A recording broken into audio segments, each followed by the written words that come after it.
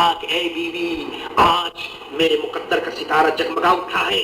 آج حضور صلی اللہ علیہ وسلم کی زبان سے یہ بات نکلی کہ جو میرے شہزادوں کو کھانا لا کر کچھ دے تو میں اس کو جنت دیتا ہوں، اللہ سے جنت دلاؤں گا. بیوی آج جنت مل رہی ہے، کچھ گھر میں ہو تو لاؤ. بیوی نے غور کیا میرے دوستو، وہاں گھر میں ہونے کا کیا سوال ہے. بیوی نے غور کیا، کچھ نظر نہیں آیا.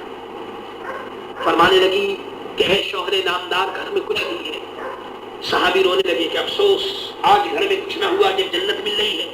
تھوڑی دیر کے بعد بیوی صاحبہ نے سر اٹھایا اور کہا کہ ہاں ایک تھوڑا سا کھجور ہے جو میں نے چھپا کر کے اس لیے رکھا ہے کہ جب کبھی آپ اللہ کے راستے میں لڑنے کے لیے جائیں اور جان دینے کے لیے جائیں تو یہ میں کھجور ساتھ کر دوں. آپ نے فرمایا کہ بیوی اللہ تمہیں خوش رکھے، لاؤ انہی کھجوروں کو لاؤ. ان کھجوروں کو لے کر کے آپ جلدی جلدی سرکار دو عالم کی بارگاہ میں صحابی پہنچ گئے. حضور نے وہ کھجوریں لی، شہزادوں کو کہا کہ ان کو کھلاؤ، اور صحابی سے ارشاد فرمایا کہ اے صحابی یاد رکھو محمد مصطفیٰ صلی اللہ تعالی علیہ وسلم اللہ کے فضل و کرم سے تمہیں جنت دلائیں گے. میں اس وقت تک جنت میں نہ جاؤں گا جب تک تمہیں جنت نہ دلائیں. اللہ اکبر. یہ شہزادوں کی ناز و نعم، یہ پرورش اور یہ نعمتیں. اور میرے دوستو آپ نے دیکھا، دنیا نے دیکھا کہ انہی شہزادوں پر کیا ظلم و ستم ہوئے، انہی شہزادوں پر کیا کیا مصائب کے پہاڑ توڑے گئے. اللہ اکبر. حضرت فاطمہ اپنے دونوں شہزادوں کو لے کر کے، دونوں سرکار دو عالم کے نواسوں کو لے کر کے حضور کی خدمت میں حاضر ہوئی. عرض کیا ابا جان، اے اللہ کے رسول، یہ دونوں شہزادے لے کر میں حاضر ہوئی ہوں، یا رسول اللہ ان کو کچھ آپ عطا فرما دیجیے. جس طرح سے لڑکیاں نانا کی خدمت میں اپنے بچوں کو لے کر جاتی ہیں اور نانا کچھ نہ کچھ نواسوں کو دیتے ہیں، حضرت فاطمہ نے عرض کیا کہ یا رسول اللہ دونوں شہزادوں کو لے کر آئی ہوں، ان کو کچھ دے دیجیے، عطا فرما دیجیے. حضور نے ارشاد فرمایا کہ اے فاطمہ بالکل ٹھیک کہتی ہو، میں دوں گا ان کو. کیا سنیے، فرمایا کہ حضرت حسن کو میں نے علم دیا. میرے دوستو روپیہ پیسہ اور یہ دنیا کی چیزیں، یہ تو دنیا والوں کے پاس ہوتی ہے، نبی کے پاس تو عقبہ کی چیزیں ہوتی ہیں. اگرچہ وہ جسے چاہے میرے دوستو دنیا بھی ملتی ہے اور دین بھی ملتا ہے. فرمایا کہ میں نے حسن کو علم دیا اور اپنی ہیبت، اپنا رعب، اپنا وقار میں نے حسن کو دیا. اور حسین کو فرمایا حسین کو میں نے سخاوت دے دی اور شجاعت دے دی.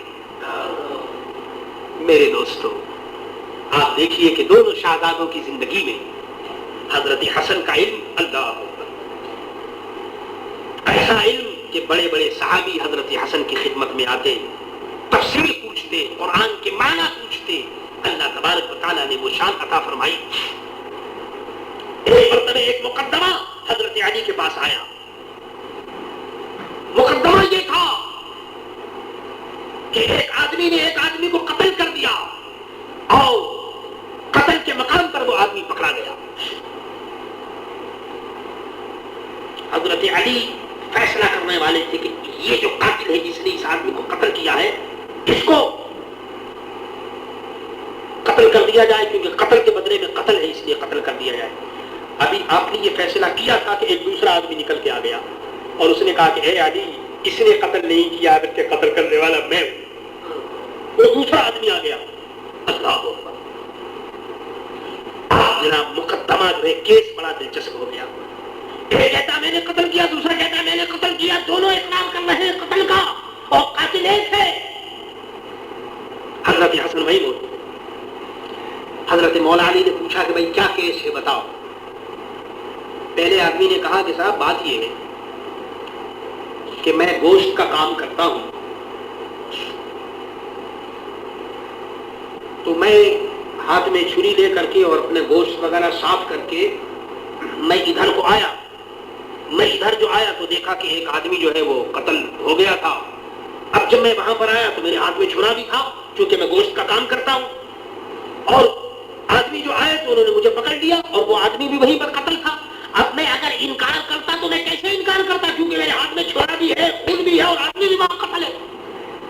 اس لیے میں چپ ہو گیا. میں نے سمجھا کہ اگر میں انکار کروں گا اور میں کہوں گا کہ میں نے قتل نہیں کیا تو کوئی میری بات نہیں مانے گا. اس لیے میں چپ ہو گیا اور میں نے کہا کہ اچھا میں نے قتل اگرچہ نہیں کیا لیکن اب تو میں اگر انکار بھی کروں گا تو میں پکڑا گیا ہوں. اس لیے میں نے کہہ دیا کہ اچھا بھائی میں نے قتل کیا. وہ دوسرے آدمی سے پوچھا کہ تو بتا بھائی تو کیوں کہتا ہے کہ میں نے قتل کیا. اس نے کہا کہ بات یہ ہے کہ قاتل تو اصل میں ہوں، لیکن میں قتل کرنے کے بعد جب میں نے اس آدمی کے آنے کی آہٹ سنی تو میں جلدی سے ادھر کو بھاگ گیا. تو اتفاق سے میں نے قتل کیا تھا تو میں بھاگا تو میں بچ گیا اور یہ اس کے اندر آ گیا، یہ پکڑا گیا. تو اصل جو ہے وہ قاتل میں ہوں، یہ نہیں ہے بیچارہ جو گوشت کا کام کرتا ہے. یہ قاتل نہیں بلکہ قاتل تو میں ہوں. تو حضرت مولا علی نے فرمایا کہ اچھا یہ بتا کہ تو بھاگ گیا تھا تو اب کیوں آیا، اب کیوں کہتا ہے کہ میں نے قتل کیا، تیری تو جان بچ گئی تھی. تو اس نے کہا کہ مجھ سے دیکھا نہ گیا کہ یہ بے قصور مارا جا رہا ہے، اس لیے مجھے شرم آ گئی کہ ایک آدمی قتل میں نے کیا وہ بے قصور مارا جا رہا، اس لیے میں آ گیا. اس کے بعد حضرت مولا علی نے فرمایا کہ اے حسن بتاؤ فیصلہ کرو کس کو سزا دی جائے، قاتل کو قتل کیا جائے. حضرت حسن نے عرض کیا کہ ابا جان میں یہ عرض کروں گا کہ دونوں کو چھوڑ دیا جائے. حضرت علی نے فرمایا کیوں؟ ارشاد فرمایا کہ ٹھیک ہے کہ قاتل کہتا ہے کہ میں نے قتل کیا، لیکن ابا جان اگر اس نے ایک آدمی کو قتل کیا ہے تو ایک آدمی کو اس نے رہا بھی کرایا ہے، کیونکہ اگر یہ نہیں آتا تو یہ مارا جاتا. اس لیے اگرچہ اس نے جرم کیا ہے اور قتل کیا ہے لیکن اس کے سچ بولنے کی وجہ سے اس آدمی کی جان بچ گئی ہے، اس لیے بیت المال سے اس کا معاوضہ دے دیا جائے اور دونوں کو چھوڑ دیا جائے. حضرت حسن رضی اللہ تعالیٰ عنہ کی بڑی شان ہے. اللہ اکبر. اللہ تبارک و تعالیٰ نے بڑا علم عطا فرمایا. آپ ذرا اندازہ کیجیے، آپ کو ظاہر دیا گیا. میرے دوستو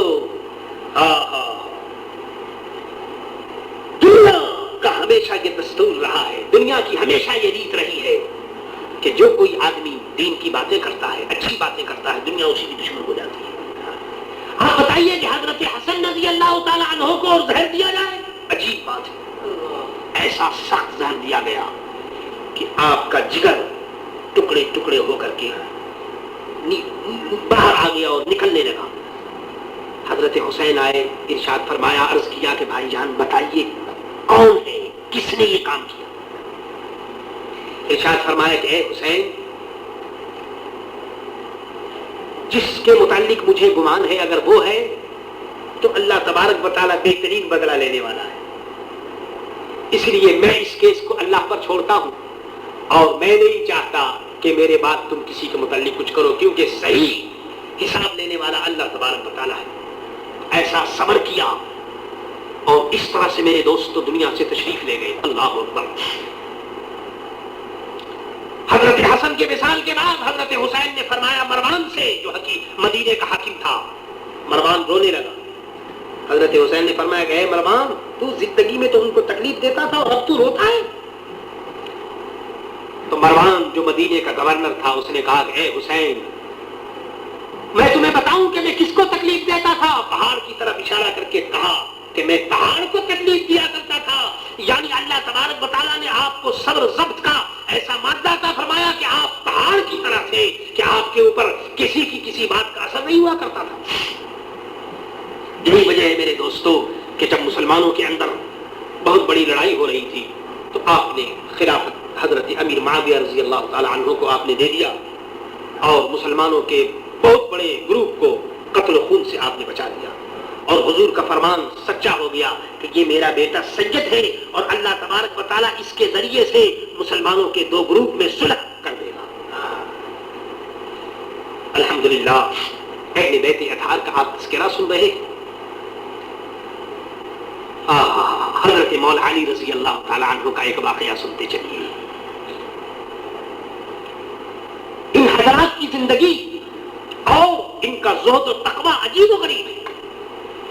جس قدر سنتے چلے جائیے ہر بات کے اندر حکمت نظر آئے گی.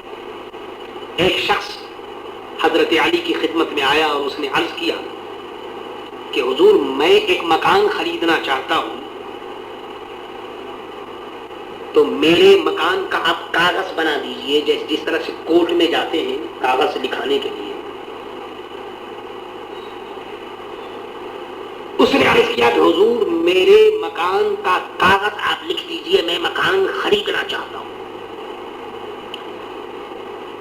حضرت مولا علی نے فرمایا کہ بھائی کاغذ تو میں بعد میں بناؤں گا، لیکن جو کچھ میں کاغذ میں لکھنا چاہتا ہوں تو پہلے وہ پڑھ لے، اگر تجھے یہ بات منظور ہوگی تو پھر میں کاغذ لکھ دوں گا بعد میں. پہلے ڈرافٹ میں بنائے دیتا ہوں، مسودہ جو لکھنا ہے تو مکان خریدے گا نہیں. تو جو کچھ لکھنا ہے اس کو میں پہلے تجھے پڑھ کر بتا دیتا ہوں، تجھے راضی ہوگا تو میں پھر بعد میں لکھ دوں گا. سنیے اب حضرت علی نے وہ مکان کا بے نامہ وہ جو لکھا، وہ کیا لکھا وہ سنیے. اللہ اکبر. اس ڈرافٹ بنایا مکان خریدنے کے لیے، کاغذ جو لکھا جائے گا اس کا ڈرافٹ آپ نے بنایا. اس میں لکھا کیا سنیے. اس میں حضرت مولا علی نے لکھا کہ ایک دھوکہ کھائے ہوئے آدمی نے ایک دھوکہ کھائے ہوئے آدمی سے مکان خریدا. یعنی مقصد یہ اس ڈرافٹ کا یہ تھا کہ بیچنے والا بھی بیچارہ دھوکے میں اور خریدنے والا بھی دھوکے میں. ایک دھوکہ کھائے ہوئے آدمی نے دھوکہ کھائے ہوئے آدمی سے مکان خریدا. کیوں دھوکہ کھائے ہوئے آدمی سے خریدا؟ اس میں آگے لکھا ہے کہ یہ مکان جو ہے یہ غفلت والوں کی گلی میں ہے. یہ مکان ایسی اسٹریٹ میں ہے، ایسی گلی میں ہے جہاں لوگ غافل ہیں. یعنی اس دنیا میں یہ مکان ہے اور لوگ اس سے غافل ہیں.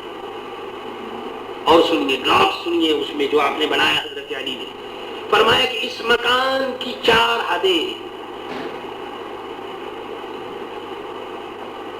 ارشاد فرمایا کہ دونوں دھوکے میں ہیں، خریدنے والا بھی دھوکے میں اور جس سے خریدا جا رہا ہے وہ بھی دھوکے میں. کیوں؟ ارشاد فرمایا کہ اس دنیا میں نہ خریدنے والا رہے گا اور نہ جس سے مکان خریدا جا رہا ہے وہ رہے گا. دونوں دھوکے میں، بیچنے والا بھی دھوکے میں، خریدنے والا بھی دھوکے میں. نہ وہ باقی رہے گا نہ یہ باقی. اللہ اکبر. ان حضرات کا خیال دیکھیے کتنا اونچا ہے. دونوں دھوکے میں. اور یہ مکان جو ہے وہ غفلت کی گلی میں ہے اور اس کی 4 حدیں ہیں، اس کے 4 پلر ہیں. جی اس کے 4 سرکل ہیں. وہ سرکل کیا کہیں سنیے. فرمایا کہ اس مکان کی پہلی سرکل تو موت ہے. مقصد یہ کہ موت آئے گی اور آدمی مکان چھوڑ کر چلا جائے گا.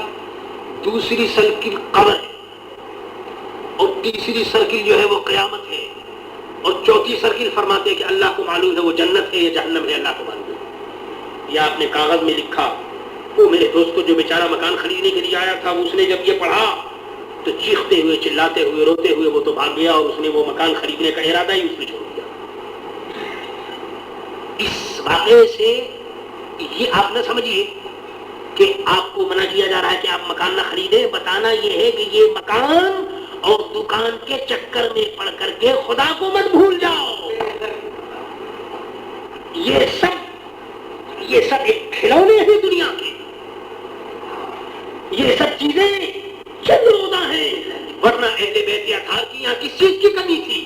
لیکن اللہ تبارک و تعالیٰ نے دیکھیے کہ ان حضرات کے اوپر دنیا جو ہے وہ بالکل اس طرح تھی کہ وہاں دنیا کا نام و نشان ہی نہیں تھا. اللہ اللہ اور اس کے رسول صلی اللہ تعالیٰ علیہ وسلم کا ذکر تھا اور انہی کی فکر تھی.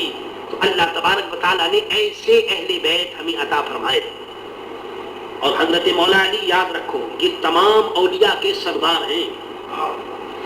جتنے سلسلے ہیں ہماری طریقت میں، قادری اور چشتی اور نقش بندی اور سہروردی، یہ جتنے سلسلے ہیں سب مولا علی تک پہنچے. مولا علی برزخ کبریٰ ہے. ولایت کا تمام سلسلہ مولا علی سے چلا اور مولا علی سے چل کر کے حضور غوث العظم تک آیا. اور اب حضور غوث العظم کا فیض تمام کائنات کے تمام سلسلوں کے اندر اس فیض کا پانی جاری ہے. اللہ میرے دوستو اہل بیت کی محبت میں ہوتا کیا ہے؟ اور اہل بیت کی محبت تو میرے دوستو اس کی سب سے بڑی نعمت یہ ہے کہ ایمان کے ساتھ دنیا سے آدمی جاتا ہے، ایمان کے ساتھ دنیا سے آدمی جاتا ہے۔ اللہ اکبر، اللہ تبارک و تعالیٰ اس کو ایمان عطا فرماتا ہے۔ حضور غوث الاعظم شہنشاہ بغداد رضی اللہ تعالیٰ عنہ حسنی بھی ہیں، حسینی بھی ہیں، اہل بیت ہیں۔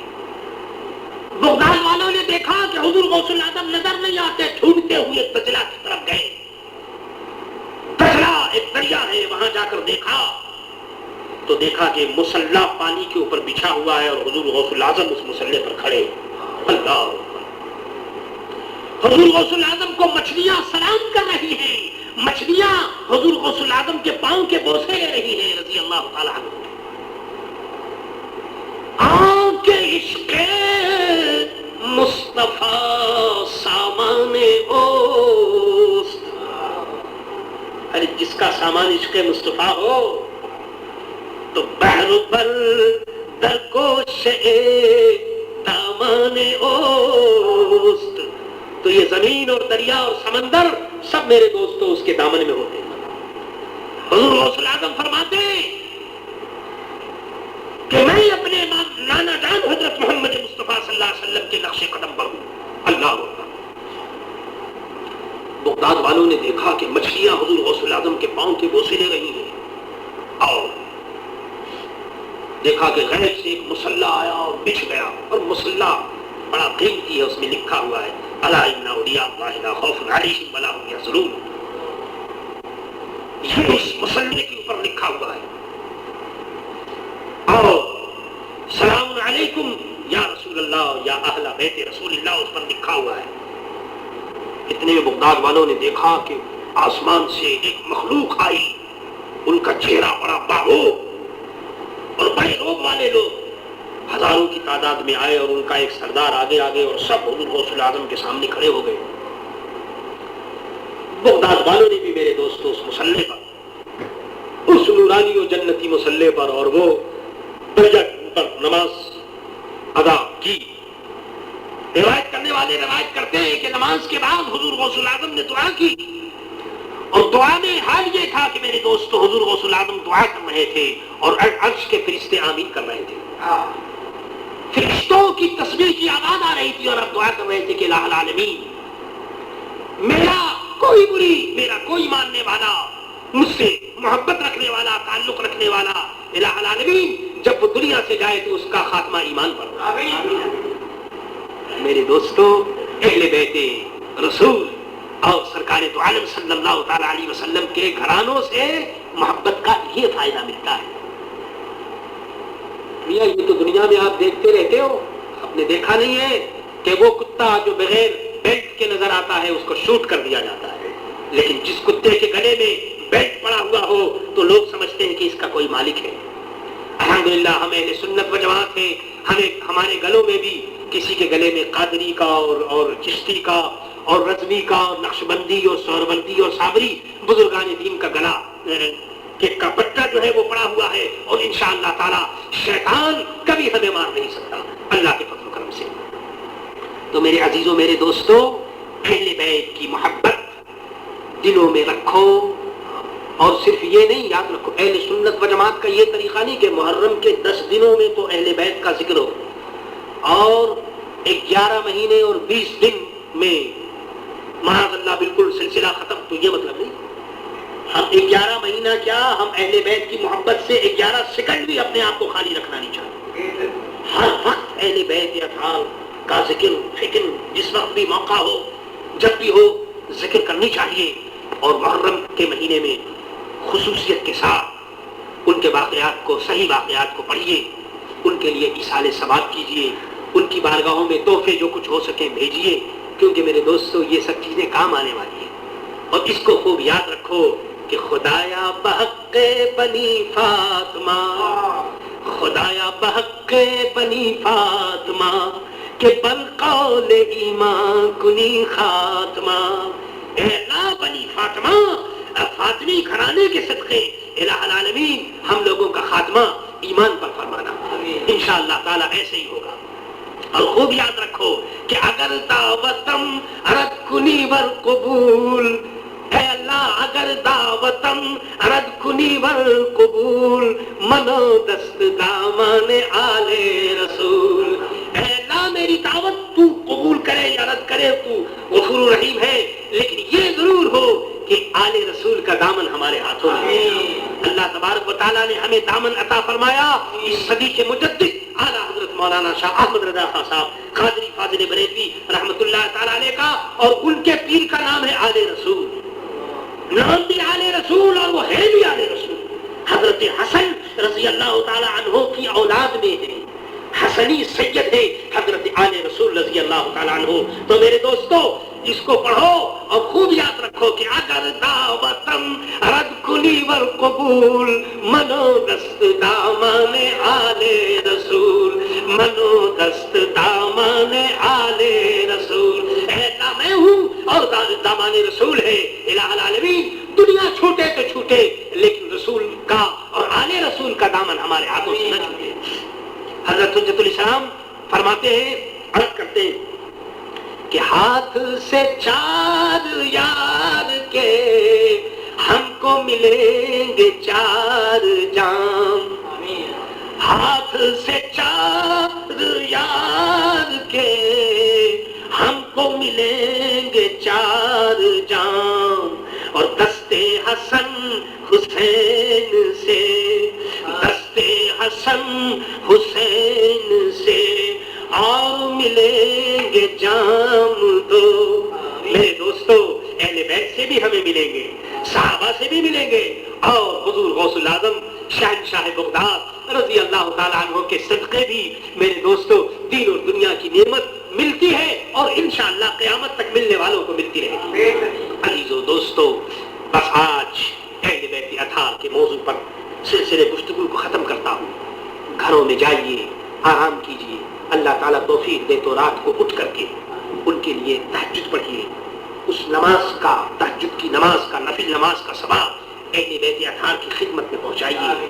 اللہ تبارک و تعالیٰ توفیق دے تو آج جن لوگوں نے روزے رکھے تو بہت خوب، اور نہیں تو پھر کل نفل روزہ ہے، بہرحال جن حضرات کو اللہ توفیق دے تو وہ روزے بھی رکھ سکتے ہیں، اور اس طریقے سے ان کے نام پر سبیل لگانا، نیاز کرنا سب جائز طریقے سے شریعت کے مطابق ہو۔